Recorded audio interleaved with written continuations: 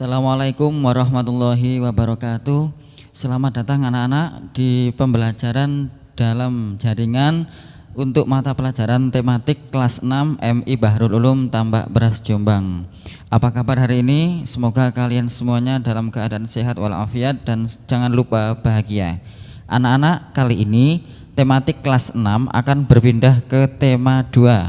Saya harap tema 1 kemarin LKS-nya dan catatan-catatannya jika ada jangan sampai hilang, karena nanti tema 1 ada ulangan harian bersamaan dengan tema 2 menjelang ujian tengah semester. Semoga di tema 1 kemarin kalian paham semuanya dan ilmunya barokah manfaat semuanya.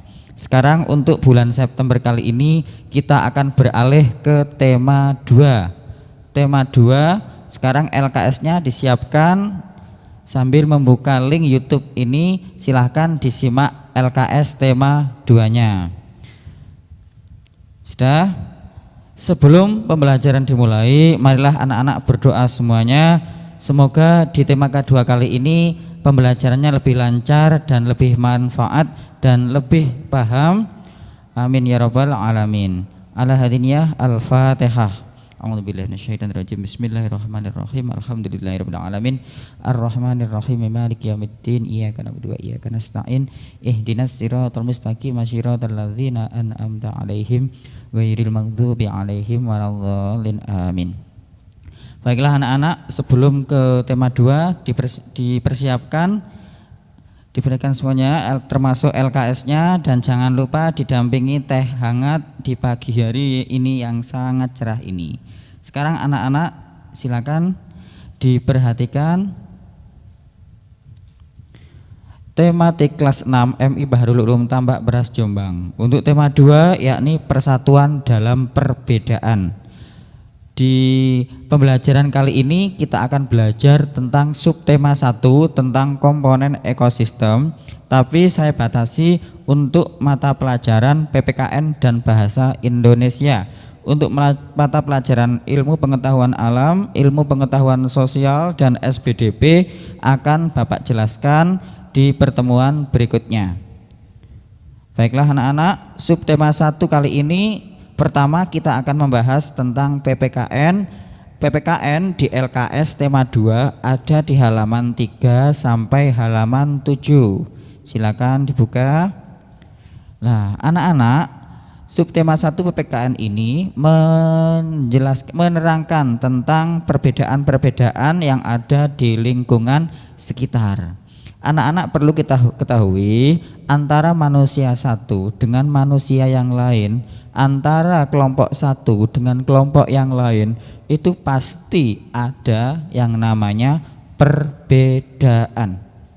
Tidak mungkin kalian semuanya ini semuanya sama selalu. Milih baju sama, milih sepatu sama, milih sekolah sama, milih makanan favorit sama. Tidak mungkin. Pasti ada yang namanya perbedaan. Kalau itu, di sini beberapa contoh perbedaan yang ada di lingkungan sekitar. Apa saja contoh perbedaan itu? 1, perbedaan suku. Nah, contoh perbedaan suku ini tidak jauh di MI kita. Di kelas sampean biasanya di sini kan ada juga anak-anak yang mondok. Nah, di situ kita akan melihat juga perbedaan suku. Kadang di sebuah kelas ada yang namanya suku Jawa, ada juga yang mondok dari suku Sunda, ada juga yang mondok dari suku luar Pulau Jawa. Itu termasuk perbedaan suku. Yang kedua, perbedaan budaya. Perbedaan budaya ini kadang di sana ada budaya, kalau di Jawa ada yang namanya budaya wiwit. Wiwit itu adalah suatu prosesi yang atau selamatan yang dilaksanakan sebelum panen padi. Ada juga budaya-budaya yang lainnya. Itu termasuk perbedaan budaya. Dan yang ketiga ada perbedaan bahasa. Di sini kalau di suku Jawa biasanya pakai bahasa Jawa. Kalau di Jawa Barat, Banten pakai bahasa Sunda. Dan kemudian ada juga bahasa-bahasa yang lainnya. Kemudian yang keempat ada perbedaan agama. Lah di Indonesia ini ada 6 agama yang diakui oleh pemerintah. Cuma juga ada aliran kepercayaan yang lain yang juga diakui. Dan lain-lain, perbedaannya sangat banyak. Lah dari perbedaan-perbedaan ini anak-anak, apa sih manfaatnya? Manfaatnya adalah perbedaan tersebut adalah kekayaan bangsa Indonesia yang harus dijaga dengan semangat persatuan dalam perbedaan. Jadi saya ulang kembali, perbedaan-perbedaan yang ada ini adalah kekayaan yang diberikan oleh Allah Subhanahu wa taala kepada bangsa Indonesia yang harus dijaga. Jadi adanya perbedaan-perbedaan ini jangan sampai memecah belah persatuan kita. Karena perbedaan suku kita tidak mau nolong. Karena perbedaan budaya kita tidak mau saling memberi. Karena perbedaan bahasa kita tidak mau saling sapa. Jangan. Perbedaan-perbedaan ini digunakan sebagai kekayaan bangsa Indonesia yang harus dijaga dengan semangat persatuan dalam perbedaan. Jangan sampai misalkan kalian pada saat pagi-pagi bersepeda kemudian ada orang lain yang jatuh dari sepeda. Masa kamu mau nolong? Ditanya dulu, "Hei, kamu agamamu apa?" "Agama saya Hindu." "Oh, saya nggak mau nolong karena agamanya beda." Jangan ya. Kita harus tolong menolong tanpa melihat perbedaan. Paham? Sekarang kita lanjut. Lah Indonesia ini terkenal dengan semboyan Bhinneka Tunggal Ika. Bhinneka Tunggal Ika ini biasanya ditemui di tulisan di Garuda Pancasila di setiap kelas sampean masing-masing.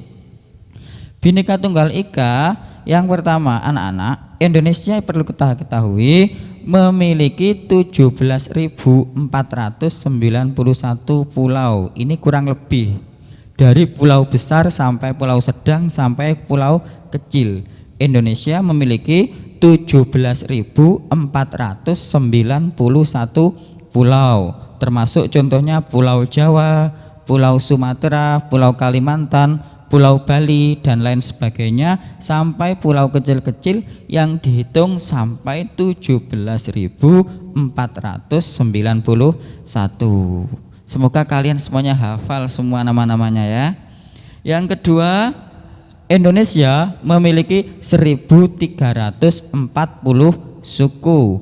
Ada suku Jawa, ada suku Sunda, suku Dayak, suku Batak dan lain sebagainya. Yang jumlahnya kurang lebih mencapai 1.340 suku. Sangat banyak ya. Kemudian yang ketiga, Indonesia juga memiliki 6 agama dan beberapa aliran kepercayaan yang diakui oleh pemerintah. Semuanya sudah paham, ada Islam, ada Kristen Protestan, ada Katolik, ada Hindu, Buddha, Konghucu dan beberapa aliran kepercayaan. Lanjut nomor 4, Indonesia juga memiliki beragam budaya. Kadang budaya di suku satu itu berbeda dengan budaya di suku yang lainnya. Kadang di sini budayanya itu dilihat bagus, tapi belum tentu dilihat suku lain itu kadang juga dinyatakan kurang elok. Tapi keberagaman budaya seperti ini jangan sampai mengolok-olok. Kita memiliki beragam budaya ini, saya tegaskan kembali, sebagai kekayaan yang harus dijaga. Kemudian yang kelima, anak-anak, Indonesia juga memiliki beragam rumah adat. Sampai lihat ada rumah adat Joglo, rumah adat rumah Panjang, kemudian ada rumah Lamin dan sebagainya. Itu adalah beragam rumah adat. Yang keenam, Indonesia juga memiliki kurang lebih 718 bahasa, antara lain bahasa Jawa dan lain sebagainya, bahasa Madura, bahasa Sunda dan lain sebagainya. Bahasa Jawa saja itu masih dipilah menjadi bahasa Jawa halus, keras dan lain sebagainya ya. Nah, ini Bapak kasih 6 contoh keragaman. Sebenarnya banyak sekali keragaman yang lainnya. Lah, dari keragaman pulau, suku, agama, budaya, rumah adat, bahasa, dan lain-lain sebagainya ini kita disatukan dengan semboyan Bhinneka Tunggal Ika. Apa sih artinya Bhinneka Tunggal Ika? Bhinneka Tunggal Ika itu artinya berbeda-beda tetapi tetap satu jua. Saya ulang kembali, makna dari Bhinneka Tunggal Ika adalah berbeda-beda tetapi tetap satu jua. Ingat ya. Sekarang saya lanjut. Apa manfaat persatuan dan kesatuan? Nah, manfaatnya antara lain, satu, bagi bangsa dan negara. Apa manfaatnya? Menjaga keutuhan bangsa serta menghindari adanya perpecahan dan lain-lain. Perlu sampean ketahui anak-anak, bangsa Indonesia yang beragam suku, budaya, ras dan lain sebagainya ini sangat mudah diadu domba oleh bangsa lain dan juga bisa juga diadu domba oleh bangsanya sendiri. Jadi jangan sampai sampean itu kalau diadu domba jangan sampai mau satu suku dengan satu suku yang lain diadu domba. Kemudian terjadilah pertengkaran, pertikaian, akhirnya terjadi pertumpahan darah dan lain sebagainya, sehingga apa yang terjadi, keutuhan bangsa akan tidak terjaga. Jadi tolong selalu menjaga persatuan dan kesatuan. Nah, kalau sampean seperti ini, tolong persatuan dan kesatuan ini selalu ditegakkan mulai dari kelas, keluarga, masyarakat dan lain sebagainya. Yang kedua, bagi lingkungan masyarakat, apa manfaatnya? Menumbuhkan rasa kepedulian. Ini salah tulis nggih. Kepedulian antar sesama, menumbuhkan kerukunan, menumbuhkan toleransi dan lain-lain. Maksudnya bagaimana? Kepedulian antar sesama itu misalkan tetangga sampean membutuhkan bantuan, sampean memiliki simpati dan empati atau rasa peduli untuk membantu. Kemudian bagi lingkungan sekolah, nah ini di lingkungan sekolah atau di lingkungan kelas tidak membeda-bedakan teman. Nah ini sangat penting anak-anak, meskipun hal ini agak sepele, cuma anak-anak jangan sampai membeda-bedakan teman. Sampean kalau mau duduk, mau beli jajan, mau bermain, itu jangan sampai membeda-bedakan teman. Ah, saya nggak suka dengan teman itu suku Papua, saya nggak suka. Saya bermain hanya dengan suku Jawa saja, rek. Lah, jangan seperti itu. Lah, kadang juga mempengaruhi teman. Jangan bermain dengan itu, rek. Itu anaknya jelek, bodoh dan lain sebagainya. Jangan ya. Itu termasuk membeda-bedakan teman. Kemudian menciptakan rasa kepedulian. Misalkan sampean duduk sebangku dengan teman lain. Kepedulian, misalkan teman sampean lupa tidak membawa uang saku, akhirnya dengan rasa simpati dan empati sampean berikan beberapa uang saku sampean atau belikan makanan sedikit untuk dia. Kemudian yang keempat, bagi lingkungan keluarga, persatuan dan kesatuan itu juga penting di lingkungan keluarga. Apa saja manfaatnya? Menjadikan keluarga rukun, meningkatkan keakraban, menghindari pertengkaran dan lain-lain. Nah, misalkan sampean di keluarga sampean misalkan memiliki satu televisi, sedangkan sampean punya adik. Lah, pada saat acara itu misalkan setelah belajar daring ini ada film yang disukai oleh adik kalian. Lah, bertepatan saat itu sampean juga memiliki film di channel yang lain yang juga sampean suka. Lah, jangan sampai sampean itu menang sendiri. Dek sana bermain, kakak saja yang lihat TV. Lah, setiap hari seperti itu adiknya dikalahkan. Jangan sampai ya. Lah, diatur supaya sampean dan adik itu bagaimana bisa rukun, jangan sampai rebutan remote dan televisi. Diatur sedemikian hingga atau rupa bagaimana meningkatkan keakraban antara sampean dengan adik, sampean dengan bapak, sampean dengan ibu dan lain sebagainya. Kemudian menghindari pertengkaran dan lain-lain. Saya kira bagi bangsa negara, bagi lingkungan masyarakat, bagi lingkungan sekolah, dan bagi lingkungan keluarga. Dalam manfaat persatuan dan kesatuan ini sampean semuanya sudah paham dan insya Allah sudah dilakukan ya. Nah, sekarang apa saja sikap yang harus dikembangkan untuk mencapai persatuan dalam perbedaan? Satu, peduli. Apa peduli itu? Artinya menyadari bahwa orang lain mempunyai kebutuhan yang berbeda. Jadi kita harus bisa memahami apa yang dapat menyenangkan dan mengganggu orang lain. Ini namanya peduli. Kita harus memiliki sikap peduli dimanapun, kapanpun. Misalkan sampean punya sound system baru, kemudian sampean memutar musik dengan sekeras-kerasnya pada saat jam 12 siang. Lah, itu memang hak sampean, tapi itu bisa mengganggu orang lain. Lah, jangan sampai kalau sampean ditegur bilang gini, ini kan hak saya. Lah, jangan seperti itu. Memang itu hak kalian, cuma bisa mengganggu hak orang lain. Jadi jangan sampai menyatakan sikap sombong. Ini hak saya, Pak. Ini hak saya, Bu. Ngapain mengurus orang lain? Lah, jangan sampai. Itu termasuk rasa tidak kepedulian terhadap orang lain. Kemudian yang kedua, ada mendahulukan kepentingan bersama. Ini agak sulit tapi tolong dilakukan sejak dini agar bisa terlatih. Maksudnya apa? Mendahulukan kepentingan bersama.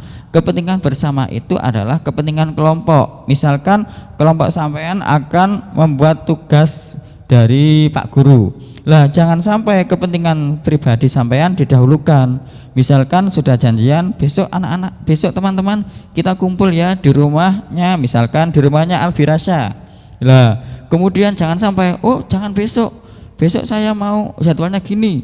Kemudian ada teman lain, jangan besok teman-teman, lusa saja, jangan pagi, jangan siang, jangan sore, jangan malam. Lah, kalau seperti itu nanti sampai seminggu pun kalian tidak akan bisa bertemu karena tidak adanya rasa mendahulukan kepentingan bersama. Jadi ditata sedemikian rupa hingga jangan sampai egois kita itu didahulukan ya. Kemudian yang ketiga ada namanya toleransi. Apa toleransi? Artinya saling menghormati dan menghargai antar individu. Antar individu itu apa? Antar teman, antar orang, antar tetangga, meskipun banyak sekali perbedaan. Toleransi ini sudah Bapak jelaskan tadi ya. Sekarang lanjut kita pelaksanaan nilai-nilai persatuan dalam perbedaan. Satu, di lingkungan sekolah, contohnya membantu teman yang kesulitan memahami pelajaran. Ini pada saat pembelajaran anak-anak ya. Jangan sampai pada saat ulangan harian, UTS atau ujian akhir semester dan ujian-ujian yang lainnya, kemudian dilihat temannya kesulitan, sampean bantu. Jangan ya. Ini hanya digunakan pada saat pembelajaran. Yang kedua, piket bersama-sama. Lah, ini yang paling sampean kangeni di kelas karena ini masih dalam masa pandemi COVID-19. Lah, maka anak-anak sangat kangen dengan piket bersama ya. Biasanya kalau pagi hari setelah doa bersama, anak-anak selalu piket bersama. Ini sudah diterapkan di MI Bahrul Ulum ya. Kemudian yang kedua, di lingkungan masyarakat. Contohnya membantu tetangga yang terkena musibah tanpa melihat suku, agama dan lain-lain. Jangan sampai misalkan sampean bertetangga dengan suku Sunda di sebelah rumah. Kemudian rumahnya kompornya meledak misalkan. Lah, sampean diem aja di rumah. Biarkanlah meledak. Lah, kemudian kompornya meledak, rumahnya terbakar, sampean hanya diam saja di samping rumahnya. Lah, sampean juga yang rugi nanti ya.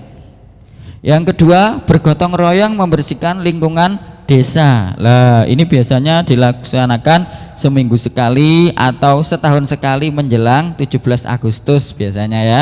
Lah, ini jangan sampai kita absen atau tidak hadir dalam gotong royong membersihkan lingkungan desa. Kemudian sekarang anak-anak, setelah subtema pertama untuk mata pelajaran PPKN, anak-anak semoga paham. Sekarang Bapak alihkan ke subtema 1, yakni mata pelajaran bahasa Indonesia. Ini di halaman 9 sampai 12. Jangan lupa diseruput tehnya dulu. Lah, sekarang anak-anak Sudah rehat sebentar. Sekarang kita ke bahasa Indonesia. Bahasan kali ini tentang teks cerita sejarah. Apa anak-anak? Teks cerita sejarah. Apa itu teks cerita sejarah?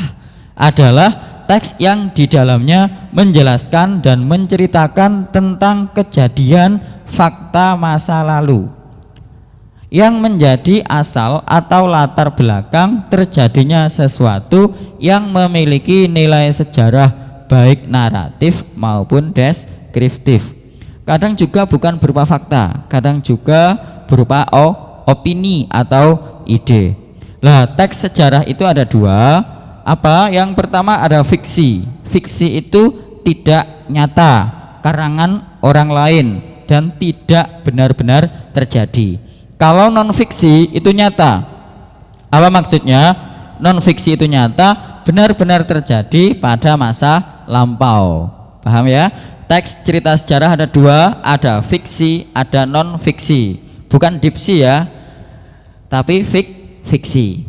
Sekarang yang pertama Bapak jelaskan apa saja yang termasuk dengan fiksi. Fiksi yang pertama adalah novel. Novel adalah cerita yang berbentuk naratif, umumnya dalam bentuk cerita. Nah, biasanya anak-anak kalau di perpustakaan suka membuka-buka novel, cerita dan lain sebagainya. Yang kedua ada cerpen, singkatan dari cerita pendek, yakni cerita yang berbentuk naratif fiktif padat. Padat maksudnya bisa habis sekali baca, itu cerpen. Yang ketiga legenda. Apa itu legenda? Legenda adalah cerita tentang asal-usul suatu daerah atau tempat. Nah, biasanya legenda ini bersumber dari mulut ke mulut yang tidak ditulis, tapi biasanya juga ditulis, tapi asalnya juga dari cerita-cerita orang. Kalau bahasa Jawa biasanya jarene jarene. Lah, legenda ini contohnya legenda Banyuwangi, legenda Tangkuban Perahu. Kemudian ada di Jombang ada namanya legenda-legenda. Contohnya legenda apa? Kebo Kicak Karang Kejambon. Itulah Kebo Kicak itu juga termasuk legenda karena di situ di dalam cerita Kebo Kicak itu akan menghasilkan asal usul daerah-daerah yang ada di sekitar Kabupaten Jombang. Yang keempat roman. Apa roman itu? Cerita yang melukiskan kelakuan pelaku menurut jiwa masing-masing, itu roman. Yang kelima mitos. Mitos adalah kisah alam semesta dan di dalamnya terdapat adanya makhluk halus yang ada di dalamnya. Ini termasuk mitos. Contohnya Nyi Blorong, Nyi Roro Kidul dan lain sebagainya. Itu termasuk cerita mitos. Yang kelima fabel. Fabel itu cerita yang berbentuk naratif dan pelaku-pelakunya adalah semuanya binatang. Tapi binatang di situ itu seperti manusia, bisa berbicara dan lain sebagainya. Contoh si kancil dan lain sebagainya. Yang kesembilan sage, yakni cerita kepahlawanan. Ini adalah contoh dari cerita atau teks fiksi. Yang kedua teks non fiksi. Apa saja? Contoh biografi. Biografi adalah informasi kehidupan seseorang yang ditulis oleh orang lain. Misalkan saya menulis biografinya siapa? Contohnya Mustafa. Lah, saya menuliskan biografinya Mustafa dari mulai lahirnya di mana, tempat tanggal lahirnya di mana, alamatnya di mana, hobinya, pendidikan dan lain sebagainya saya tuliskan, maka itu dinamakan biografi. Yang kedua, autobiografi. Apa perbedaannya? Autobiografi itu perbedaannya adalah informasi kehidupan seseorang yang ditulis oleh dirinya sendiri. Jadi dia menuliskan dirinya sendiri, kisahnya atau kehidupannya. Contoh misalkan di sini, nah misalkan siapa? Misalkan Jundi. Lah, Jundi menulis informasi kehidupannya sendiri, termasuk namanya, tempat tanggal lahirnya, alamatnya, hobi, pendidikannya, dan lain sebagainya. Dia menulis sendiri, kemudian diketik dan disebarkan. Nah, itu namanya autobiografi. Jadi dia menulis sendiri. Paham ya? Antara biografi dan autobiografi. Yang nomor 3, cerita perjalanan. Misalkan sampean liburan kemarin melakukan perjalanan ke Bali. Misalkan anak-anak kelas 6 diajak oleh ayah ibunya masing-masing untuk melaksanakan atau melakukan perjalanan ke Bali, misalkan ini sebelum pandemi kemarin. Nah, kemudian setelah pulang sampean menceritakan perjalanan mulai dari daerah sampean, kemudian melakukan perjalanan sampai Bali, sampai pulang diceritakan bagaimana kondisinya, bagaimana dan lain sebagainya, itu diceritakan. Itu namanya cerita perjalanan. Sekarang yang 4, catatan sejarah. Catatan sejarah ini termasuk sejarah Indonesia dulu, termasuk perang kemerdekaan dan lain sebagainya. Itu termasuk catatan sejarah. Yang mana antara biografi, autobiografi, cerita perjalanan, catatan sejarah ini harus benar-benar terjadi. Jangan sampai ngarang, karena ini termasuk karangan non fiksi. Lanjut anak-anak. Di dalam teks sejarah itu terdapat aspek 5W1H. Apa itu 5W1H? Ini termasuk kata tanya. Tujuannya apa? Tujuannya adalah agar memuat informasi yang lengkap dan tidak terputus. Sekarang Bapak jelaskan apa itu aspek 5W dan 1H. 5W1H itu adalah kata tanya. Anak-anak ini sudah paham semuanya dengan kata tanya. Yang pertama, apa? Lah, ini biasa digunakan kan? Apa? Lah, apa itu apa? Lah, apa itu digunakan untuk mengenai permasalahan hal yang terjadi. Jadi mengenai permasalahan atau hal yang terjadi. Yang kedua, siapa? Siapa digunakan untuk menanyakan pelaku dalam sebuah peristiwa yang terjadi. Yang ketiga, kapan digunakan untuk waktu terjadinya peristiwa yang terjadi. Jadi kapan digunakan untuk menanyakan waktu. Yang keempat, ada di mana digunakan untuk menanyakan tempat terjadinya peristiwa yang terjadi. Yang keempat, bagaimana menanyakan penjelasan suatu permasalahan. Yang kelima, mengapa digunakan untuk menanyakan alasan atau sebab timbulnya suatu peristiwa. Perlu diketahui anak-anak, kalau sampean membuat kalimat tanya bisa diawali dengan kata tanya, dan jangan lupa di akhir kalimat tanya harus selalu diberikan tanda tanya. Saya ulang kembali, kalau kalian membuat kalimat tanya bisa menggunakan kata tanya dengan diakhiri tanda tanya.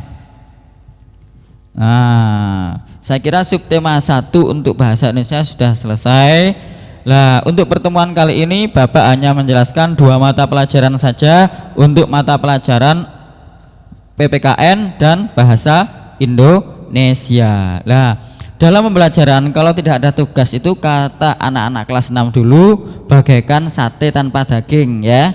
Nah, jadi Bapak kasih tugas. Kalau nggak ada tugas, pembelajaran itu hampa, ambyar. Seperti apa?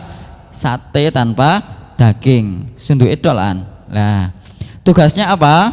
Tugasnya anak-anak ya, jangan sampai ini membebani sampean. Enjoy saja, nikmati semua proses kehidupan. Nah, kata anak-anak kelas 5 dulu, yang sekarang sampean sudah kelas 6 putra, ya apa? Hidup ini adalah tantangan.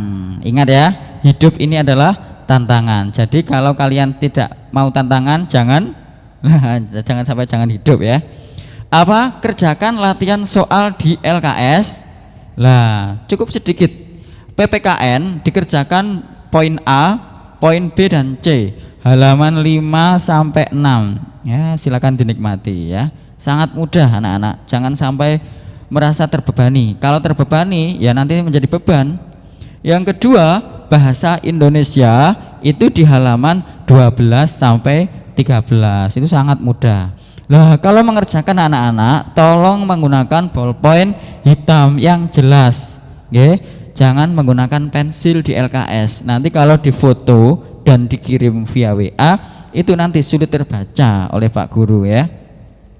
Lah anak-anak mohon dikerjakan dengan cermat karena selama ini untuk mata pelajaran tematik banyak anak-anak yang tidak mengirimkan foto kemudian tidak dikirimkan ke WA.